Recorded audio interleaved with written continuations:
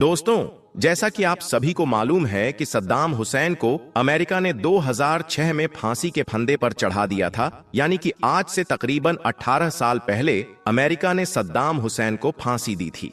अब जिस शख्स को इस दुनिया से गए हुए तकरीबन 18 साल का वक्त गुजर चुका है, अगर उसके बारे में यह कहा जाए कि वह मरा नहीं है बल्कि वह तो जिंदा है, तो क्या आप इस बात पर यकीन करेंगे? क्या आप इस बात पर विश्वास करेंगे? हरगिज नहीं। लेकिन दोस्तों, इस वक्त सद्दाम हुसैन को लेकर एक वीडियो सोशल मीडिया पर खूब वायरल हो रहा है, जिसमें सद्दाम हुसैन खुद इस बात को बोल रहा है कि मैं मरा नहीं हूं बल्कि मैं तो जिंदा हूं। अमेरिका ने जिस शख्स को 2006 में फांसी दी थी वह मैं नहीं था, बल्कि वह मेरा कोई हमशक्ल था। सद्दाम हुसैन के इस वीडियो ने पूरे सोशल मीडिया पर तहलका मचाकर रख दिया है। आज हर कोई सद्दाम हुसैन के इस वीडियो को देखकर हैरान हो रहा है। आज के इस वीडियो में हम आपको इसी वीडियो की पूरी हकीकत बताने वाले हैं। सच्चाई जानकर यकीनन आप भी चौंक जाओगे। इसलिए आज का यह वीडियो आप सभी के लिए बहुत खास है। आप इसको आखिर तक जरूर देखें, और अगर आपके दिल में भी सद्दाम हुसैन के लिए मोहब्बत है तो आप इस वीडियो को दिल से एक लाइक जरूर कर दें और मेहरबानी करके इसे शेयर भी कर दें, ताकि और भी लोगों के पास में यह सच्चाई पहुंच जाए। तो चलिए दोस्तों, शुरू करते हैं। सबसे पहले तो हम आपको बता दें कि सद्दाम हुसैन कौन है और इनको अमेरिका ने फांसी क्यों दी, इसके पीछे की वजह क्या है। फिर हम आपको इस वायरल वीडियो की पूरी सच्चाई बताएंगे, इसलिए आप इस वीडियो को जरा भी स्किप मत करना। दोस्तों, सद्दाम हुसैन इराक के सबसे ताकतवर मुस्लिम हुक्मरान थे। सद्दाम हुसैन ने अपने द्वार में इराक को सबसे मजबूत अर्थव्यवस्था वाला देश बना दिया था। यही वजह थी कि सद्दाम हुसैन के राज्य में इराक के लोग बहुत खुशहाल जिंदगी जी रहे थे। इसके अलावा सद्दाम हुसैन ने इराक में बड़े पैमाने पर मस्जिद, मदरसे और अस्पताल भी बनवाई थी। इसी वजह से सन 1980 में यूनाइटेड स्टेट ने इसके लिए सद्दाम हुसैन को यूनेस्को अवार्ड से सम्मानित भी किया था।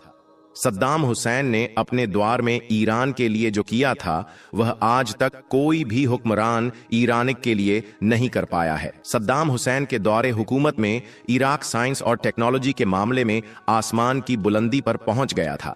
इसके अलावा सद्दाम हुसैन ने अपनी हुकूमत में बड़े पैमाने पर लेबोरेटरी बनवाने का काम भी किया था, जिनसे बहुत सारे मुस्लिम वैज्ञानिक पैदा होने लगे थे। और यही नहीं, सद्दाम हुसैन की हुकूमत में इराक आधुनिक मिसाइलों को बनाने में भी कामयाब हो गया था, जिसको देखकर अमेरिका जैसा मजबूत देश भी कांपने लगा था। इन्हीं बातों को देखते हुए फिर अमेरिका ने कई बार सद्दाम हुसैन को मारने की कोशिशें भी की। यानी कि कई बार अमेरिका द्वारा सद्दाम हुसैन का कत्ल करने की साजिशें भी रची गई, मगर अमेरिका हर बार अपने इस मकसद में नाकाम रहा। इसकी सबसे बड़ी वजह तो यह थी कि सद्दाम हुसैन की सिक्योरिटी बहुत मजबूत थी। सद्दाम हुसैन के सैकड़ों हमशक्ल थी, इसलिए सद्दाम हुसैन जब भी कभी अपने घर से बाहर निकलते थे तो पहले उनके हमशक्लों को गाड़ी से रवाना किया जाता था, ताकि दुश्मन की नजर सद्दाम हुसैन पर ना पड़ सके और सद्दाम हुसैन को हर खतरे से महफूज रखा जा सके। इसके अलावा हम आपको यह भी बता दें कि सद्दाम हुसैन पहले ऐसे हुक्मरान थे जिनकी हर चीज को, हर खाने पीने को वैज्ञानिक और डॉक्टर चेक किया करती थी। उसके बाद ही वह खाना पीना सद्दाम हुसैन को दिया जाता था।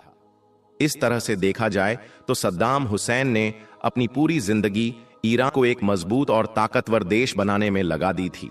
सद्दाम हुसैन के बारे में कहा जाता है कि इन्होंने अपनी पूरी जिंदगी में कभी भी किसी रात को सुकून की नींद नहीं ली।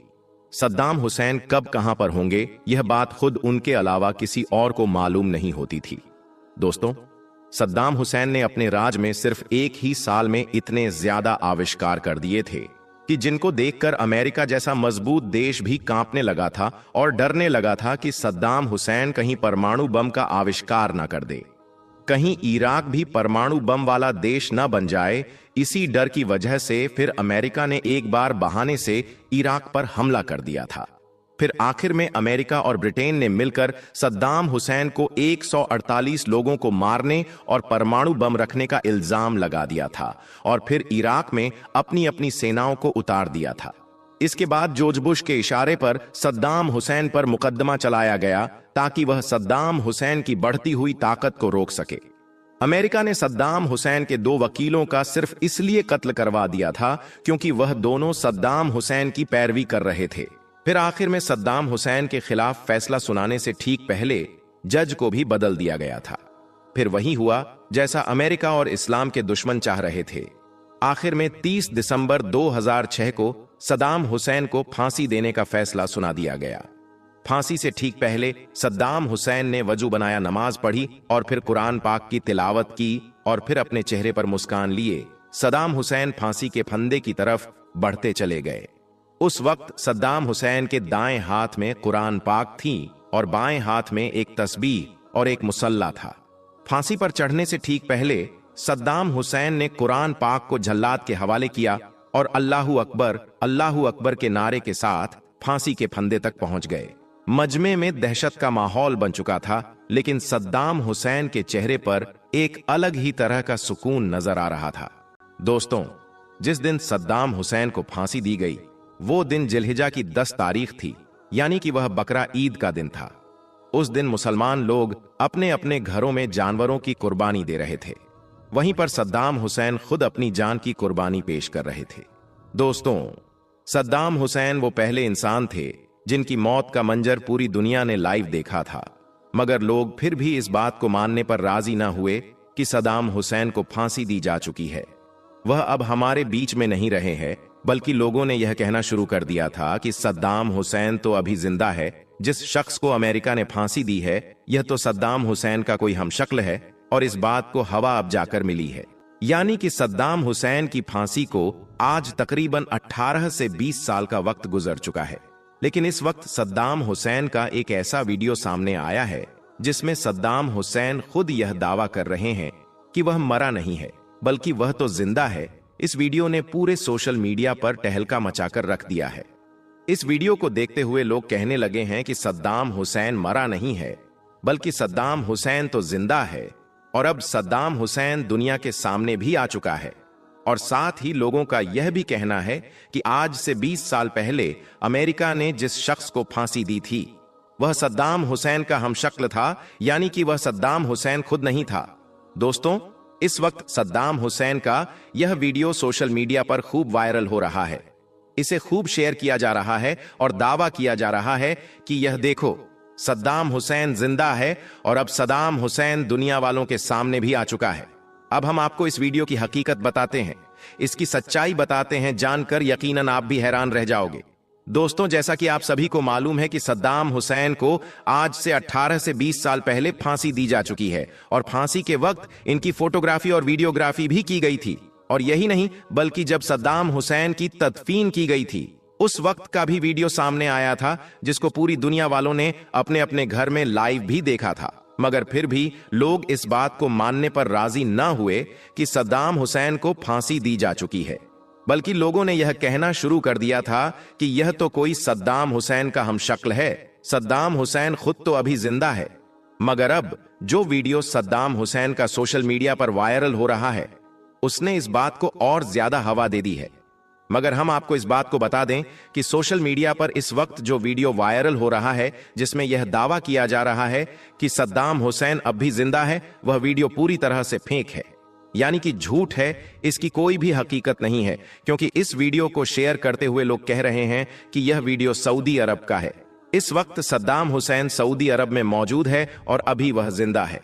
तो हम आपको बता दें कि हाँ, यह वीडियो सद्दाम हुसैन का जरूर है और सऊदी अरब का भी है, मगर यह वीडियो इस वक्त का नहीं है, बल्कि सद्दाम हुसैन का यह वीडियो 2003 का है। 2004 में सद्दाम हुसैन कैमरे के सामने आकर अपना आखिरी इंटरव्यू दिया था।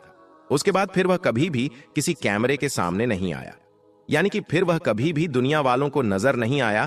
अब जिस वीडियो को लेकर यह दावा किया जा रहा है, यह वीडियो दरअसल 2003 का वीडियो है। उस वक्त सद्दाम हुसैन एक बार सऊदी अरब गए थे और यही नहीं, वहां पर रेगिस्तान का सफर भी किया था। यह वीडियो उसी 2003 का वीडियो है और इसके ऊपर जो ऑडियो लगाया गया है वह भी पूरी तरह से फेक है, यानी कि इस वीडियो को एडिट किया गया है और इसके ऊपर फेक ऑडियो भी लगाया गया है।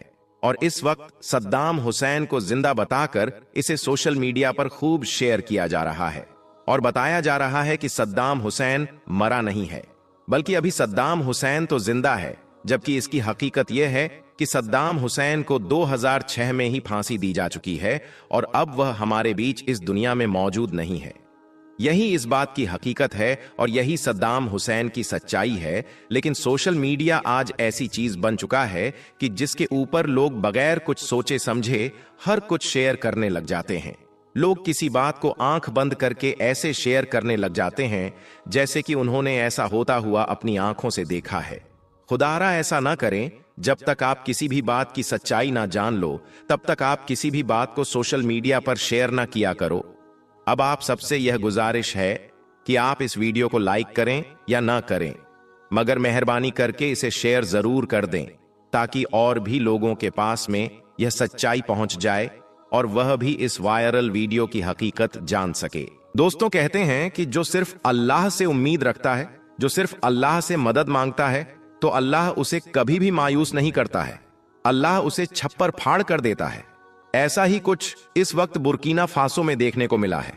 खबर के मुताबिक इस वक्त इब्राहिम तरोरे के हाथ अरबों का सोना लग गया है, जिसके बारे में जानकर आज सारी दुनिया हैरान हो रही है। और यही नहीं, इसके साथ ही हम आपको यह भी बताने वाले हैं कि इतना सोना पाकर इब्राहिम तरोरे ने गाजा और ईरान को लेकर क्या बड़ा ऐलान किया है, जानकर यकीनन आप सबका दिल खुश हो जाएगा। इसलिए आज का यह वीडियो आप सभी के लिए बहुत खास है। आप इसको आखिर तक जरूर देखें। और सबसे पहले, अगर आप इब्राहिम तरोरे की सपोर्ट में हो तो आप इस वीडियो को दिल से एक लाइक जरूर कर दें और मेहरबानी करके इसे शेयर भी कर दें ताकि और भी लोगों के पास में यह वीडियो पहुंच जाए। दोस्तों, इस धरती पर इंसान को अगर कोई चीज सबसे ज्यादा दीवाना बनाती है तो वह है सोना, चमचमाता, दमकता और अनमोल सोना। लेकिन क्या आपको मालूम है कि इस दुनिया में सबसे ज्यादा सोना जिस जमीन के नीचे दबा हुआ है, वहां के लोग खुद 2 वक्त की रोटी के लिए तरसते हैं। जी हां, आपको सुनने में थोड़ा अजीब जरूर लगेगा, मगर यह बात बिल्कुल सच है।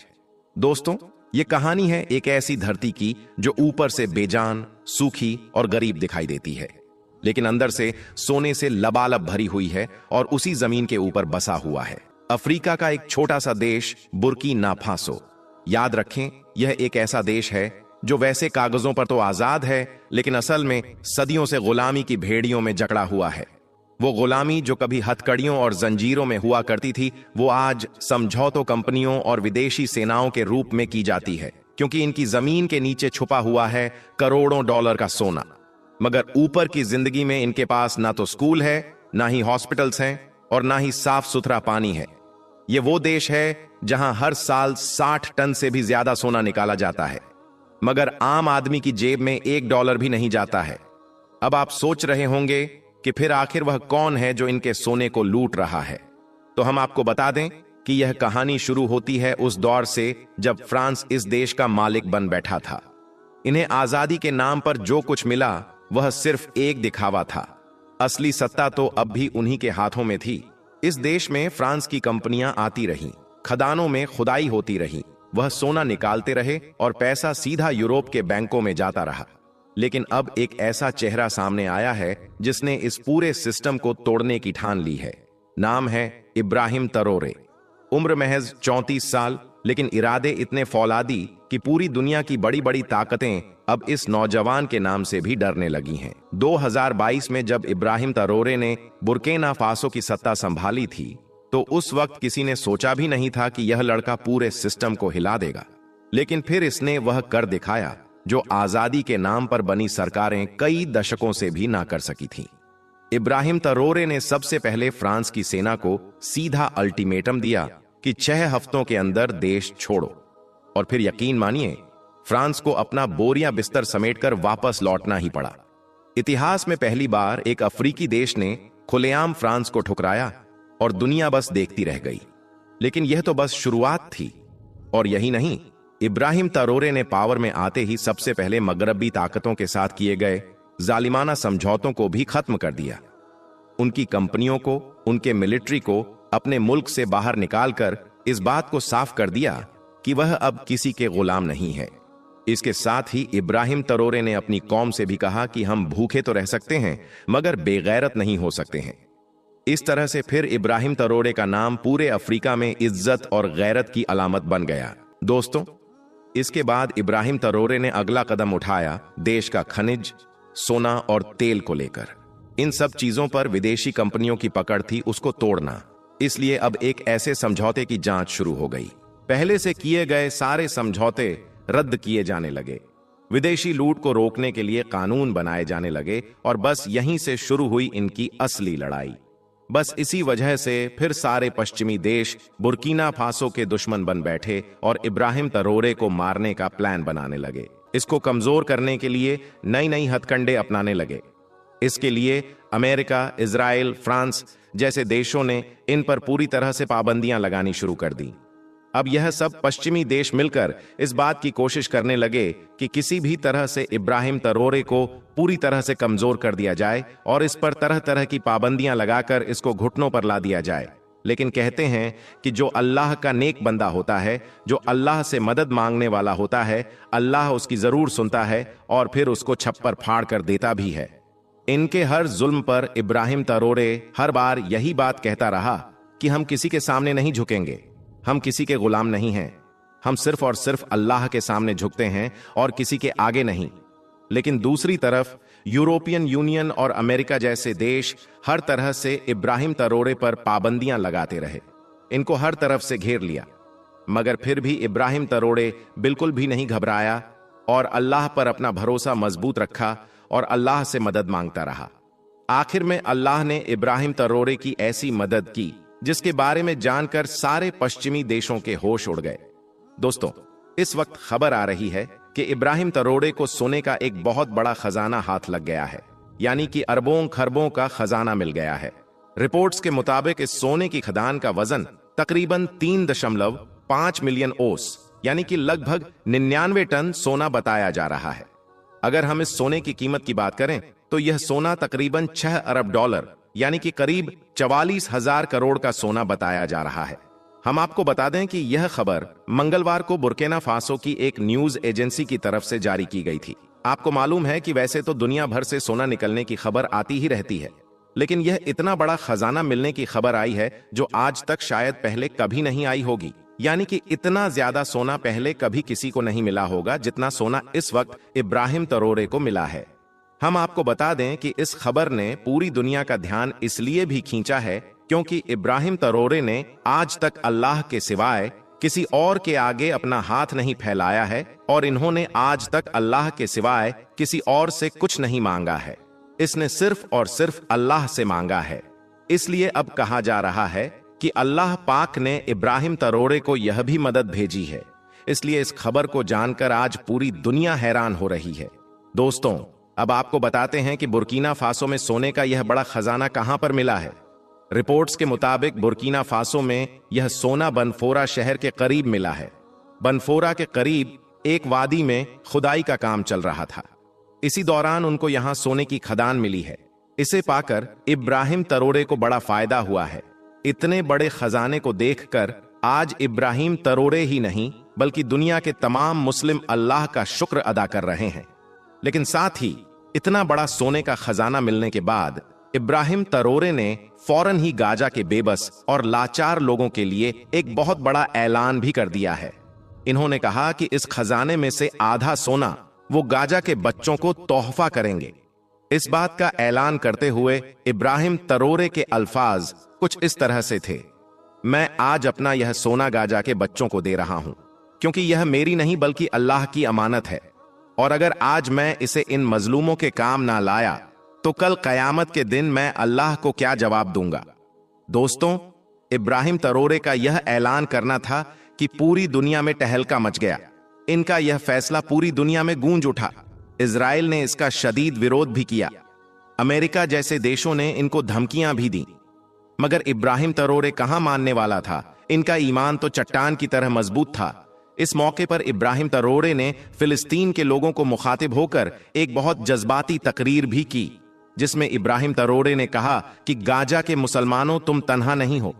जब तक मेरा दिल धड़क रहा है, जब तक मेरी रगों में खून बह रहा है, मैं तुम्हारे साथ हूं। अब तुम्हारी यह जंग मेरी जंग है, अब तुम्हारी तकलीफ मेरी तकलीफ है। इसके साथ ही इब्राहिम तरोरे ने ईरान पर किए गए हमले को लेकर इजराइल को भी खरी खोटी सुनाई और कहा कि हम हर तरीके से ईरान के साथ हैं, हमारी फौज ईरान के साथ है और अब वक्त आ गया है। हम सब मिलकर इजराइल को घुटनों पर लाएंगे। दोस्तों, इस तकरीर को सुनकर आज दुनिया के बड़े बड़े ताकतवर देश हिल गए, मगर साथ ही इब्राहिम तरोरे की इस तकरीर ने पूरी दुनिया के मुसलमानों को मुत्तहिद कर दिया, यानी कि एक कर दिया। अब हर मुसलमान के दिल में यही सवाल उठ रहा है कि अगर एक अफ्रीकी मुसलमान इतनी कुर्बानियां दे सकता है तो हम क्यों नहीं? फिर हम सब खामोश क्यों हैं? अल्लाह से दुआ है कि अल्लाह पाक गाजा के मुसलमानों की गायब से मदद फरमाए और इब्राहिम तरोरे को सेहत और कामरानी अता फरमाए। आमीन, अल्लाहुम्मा आमीन। एक बार आप भी कमेंट बॉक्स में आमीन जरूर लिख दें। दोस्तों, खानाए काबा को लेकर लोग तरह तरह की बातें करते हैं। कोई कहता है कि काबा के अंदर हमारी देवताओं की मूर्ति छुपाकर रखी गई है, तो कोई कहता है कि काबा शरीफ के अंदर फलां चीज रखी गई है। इसलिए आज की इस वीडियो में हम आपको काबा शरीफ के अंदर की एक एक चीज के बारे में बताने वाले हैं, यानी कि काबा के अंदर में क्या रखा हुआ है उसके बारे में हम आपको पूरी जानकारी देने वाले हैं। इसलिए आज का ये वीडियो आप सभी के लिए बहुत खास है। आप इसको आखिर तक जरूर देखें और मेहरबानी करके इस वीडियो को आगे शेयर भी कर दें, ताकि और भी लोगों के पास ये वीडियो पहुंच जाए और वो भी जान सके कि काबा शरीफ के अंदर में क्या रखा हुआ है। तो चलिए दोस्तों, शुरू करते हैं। दोस्तों, इस दुनिया में कोई भी ऐसी जगह नहीं है जो काबा की तरह मुकद्दस और मरकजी हैसियत रखती हो। काबा सऊदी अरब के मक्का शहर में मौजूद है। रोजाना हजारों की तादाद में मुसलमान 24 घंटे काबा का तवाफ करते हैं। दुनिया का हर मुसलमान काबा को अपना किबला तस्लीम करते हुए इसकी तरफ अपना मुंह करके रोजाना 5 वक्त की नमाज अदा करता है। और 1400 सालों से, यानी कि पैगंबर हजरत मोहम्मद सल्लल्लाहु अलैहि वसल्लम के दौर से यह मामला लगातार जारी है। खानाए काबा के नाम से जाना जाने वाला छोटा चौकोर घर ऊंचाई में गगनचुंबी इमारतों को टक्कर तो नहीं दे सकता है, लेकिन इस रूए जमीन की सबसे पाक और सबसे मुकद्दस जगह है और इतिहास और इंसानों पर इसका एक बहुत गहरा असर है। काबा मुरब्बा शक्ल में एक बड़े कमरे की सूरत में नजर आता है। इसकी ऊंचाई 39 फीट 6 इंच यानी कि तकरीबन 15 मीटर है और इसका कुल आकार 627 वर्ग फीट में बना हुआ है। इसका अंदरूनी हिस्सा 13 बाय 15 मीटर है, 9 मीटर का है, जहां से लोग तवाफ करते हैं। काबा की छत लकड़ी के 3 मजबूत सतूनों पर टिकी हुई है।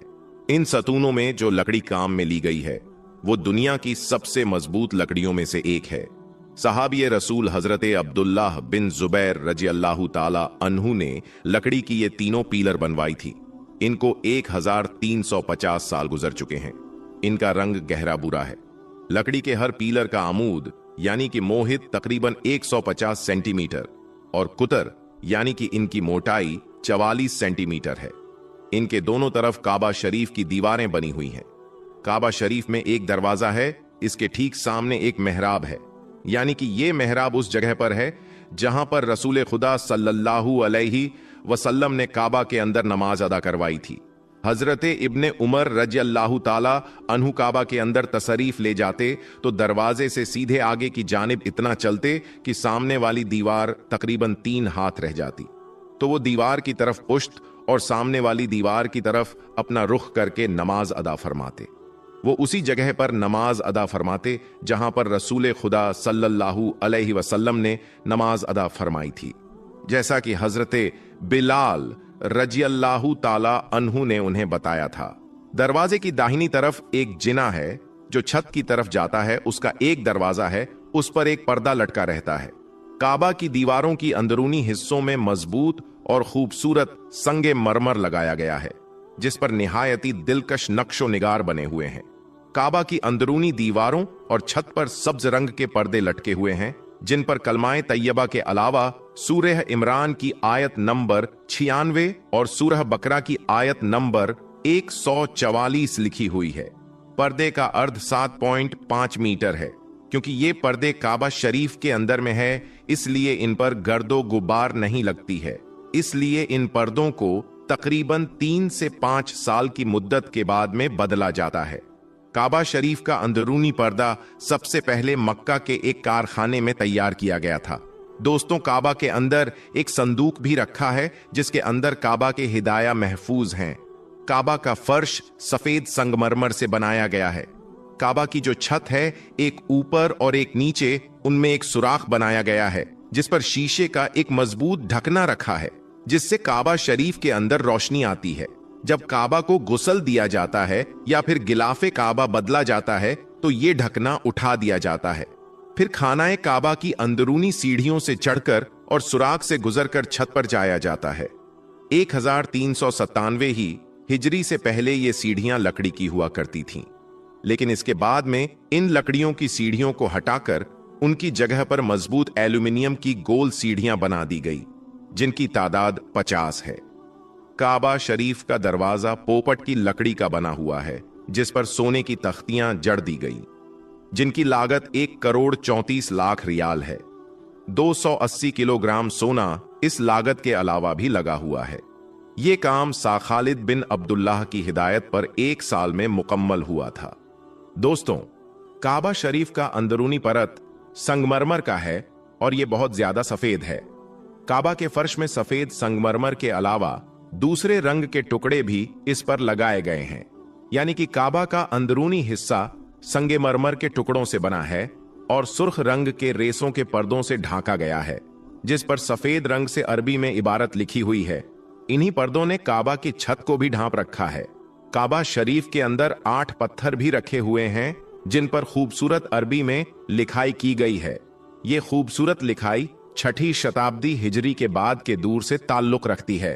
अब दोस्तों, आप ये समझ लीजिए कि काबा शरीफ के अंदर में क्या है। काबा शरीफ के अंदर 3 लकड़ी के बने पीलर हैं। इत्र जैसी चीजों को रखने के लिए एक तरफ एक मेज रखी हुई है। छत से लटकते हुए 2 लालटेन की तरह के लैंप हैं। काबा शरीफ के अंदर की जगह इतनी है कि लगभग 50 लोग एक साथ बैठ सकते हैं। काबा शरीफ के अंदर कोई भी इलेक्ट्रिक लाइट नहीं लगी है और ना ही काबा शरीफ में कोई खिड़की बनी हुई है। सिर्फ काबा शरीफ का एक दरवाजा है जो सोने से बना हुआ है। काबा की ऊपरी दीवारें पर्दों से ढकी हुई हैं, जिन पर कुरान पाक की आयतें लिखी हुई हैं। दोस्तों, शुरू से लेकर अब तक खानाए काबा की तामीर लगभग 12 बार हो चुकी है, लेकिन इनमें 5 लोग सबसे मशहूर हैं। सबसे पहले काबा को हजरत आदम अलैहिस्सलाम ने बनाया था। हजरत अम्र बिन आस रजी अल्लाहु ताला अन्हु से रिवायत है कि रसूलुल्लाह सल्लल्लाहु अलैहि वसल्लम ने इरशाद फरमाया कि अल्लाह ने हजरत जिब्राइल अलैहिस्सलाम को एक मर्तबा हजरत आदम अलैहिस्सलाम के पास में काबा को बनाने का हुक्म भेजा। अल्लाह का हुक्म पाकर हजरत आदम अलैहिस्सलाम ने पहली बार खानाए काबा को तामीर किया। फिर अल्लाह का हुक्म हुआ कि इसका तवाफ करो। मगर इसके हजारों साल बाद जब नूह अलैहिस्सलाम के जमाने में भयंकर तूफान आया था, जिसमें सब कुछ तहस नहस हो गया था, उस तूफान में काबा भी ढह गया था, मगर काबा की नींव बाकी रही। फिर अल्लाह के हुक्म से दूसरी बार हजरत इब्राहिम अलैहिस्सलाम ने अपने बेटे इस्माइल अलैहिस्सलाम के साथ मिलकर काबा को फिर से तामीर किया। तीसरी बार अल्लाह के पैगंबर हजरत मोहम्मद सल्लल्लाहु अलैहि वसल्लम के दौर में कुरैश के लोगों ने मिलकर खाना काबा को तामीर किया। उस वक्त रसूल अल्लाह सल्लल्लाहु अलैहि वसल्लम की उम्र मुबारक 35 साल थी और अभी नबूवत के ऐलान में भी 5 साल बाकी थी। उस वक्त तीसरी बार खानाए काबा को तामीर किया गया। हुआ ये कि उस वक्त खानाए काबा को बने काफी अरसा बीत चुका था। काबा की दीवारों में दरार आ गई थी। बारिश की वजह से पानी काबा के अंदर भर जाता था। ये देखकर उस वक्त कबीलाए कुरैश के तमाम सरदारों ने यह फैसला किया कि मौजूदा काबा को शहीद करके फिर से एक नई इमारत बना दी जाए। उस वक्त अब्बू अम्र वाहब मखदूमी खड़े हुए और कुरैश के लोगों से कहा, देखो, तुम काबा की तामीर तो कर रहे हो, मगर काबा को बनाने में जो भी पैसा खर्च किया जाए वो सिर्फ और सिर्फ हलाल के पैसे हों, यानी कि कोई सूद या जिना से कमाए हुए पैसे इनमें शामिल ना हो, क्योंकि अल्लाह पाक है और अल्लाह पाकी को ही पसंद करता है और काबा को बनाने में कोई महरूम ना रह जाए, इसीलिए सब कबीलों में काम बांट दिया गया और कह दिया गया कि फलां हिस्सा तुम्हारे हवाले हैं, फलां हिस्से को तुम तैयार करो। उसके बाद जब पुरानी इमारत गिराने का वक्त आया तो इसके लिए कोई भी तैयार ना हुआ। किसी की भी हिम्मत ना हुई कि वो आकर काबा को गिरा दे। फिर वलीद बिन मुगीरा एक फावड़ा लेकर खड़े हुए और अल्लाह से कहा, ऐ अल्लाह, हम सिर्फ खैर और भलाई की नीयत रखते हैं। ये कहने के बाद हजरे अस्वद की तरफ से, यानी कि काले पत्थर की तरफ से गिराना शुरू कर दिया। ये देखकर मक्का वालों ने कहा कि रात भर इंतजार करो, अगर वलीद पर कोई आसमानी बला या मुसीबत नाजिल होती है तो फिर हम खानाए काबा को वैसा ही वापस कर देंगे, और अगर नहीं होती है तो फिर हम वलीद का साथ देकर काबा को नए सिरे से तामीर करने में साथ देंगे। दोस्तों, उसके बाद सुबह हुई, लोगों ने देखा कि वलीद सही सलामत हाथ में फावड़ा लिए हुए खड़ा है। यह देखकर मक्का के लोग समझ गए कि अल्लाह हमारी इस काम से राजी है। उसके बाद खानाए काबा को तामीर करने का काम शुरू कर दिया गया, मगर वो इसमें पूरी तरह से कामयाब नहीं हो सके और छत का काम बीच में ही अधूरा रह गया। उसके बाद आखिरी बार अब्दुल्लाह बिन मलिक के कहने पर एजाज बिन यूसुफ ने कुरैश के लोगों के बनाए हुए काबा को शहीद किया और फिर से उसी नींव पर खानाए काबा को तामीर किया। आज जिस काबा को सारी दुनिया देख रही है, ये काबा उस वक्त का तामीर किया हुआ ही काबा है। इसके बाद से आज तक खानाए काबा में कोई भी बदलाव या चेंज नहीं हुआ है।